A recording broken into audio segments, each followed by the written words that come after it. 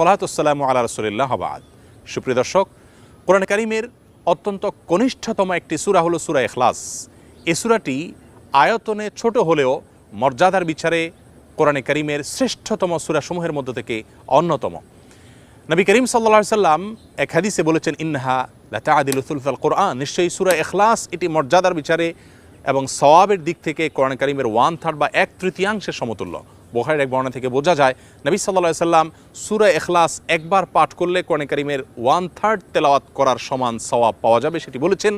এর উপর ভিত্তি করে অনেক উলামা ইকরাম বলেছেন, 3 বার যদি কেউ কুল হুয়াল্লাহ সূরা বা সূরা ইখলাস পাঠ করে তাহলে আল্লাহ রাব্বুল আলামিন তাকে গোটা কোরআন একবার পড়ে শেষ করার সমান সওয়াব দান করবেন। অন্য আরেকটি হাদিসে বর্ণিত হয়েছে, এক ব্যক্তি সূরা ইখলাস পাঠ করেছেন, নবী সাল্লাল্লাহু আলাইহি ওয়াসাল্লাম সে শুনতে পেয়ে তিনি বলেছেন ওয়াজাবাত, অর্থাৎ তার জন্য ওয়াজিব হয়ে গেছে। সাহাবা ইকরাম জিজ্ঞাসা করেন, ইয়া রাসূলুল্লাহ কি ওয়াজিব হয়ে গেছে? তিনি বলেছেন তার জন্য জান্নাত ওয়াজিব হয়ে গেছে, জান্নাত আবশ্যক হয়ে গেছে। অন্য একটি বর্ণনা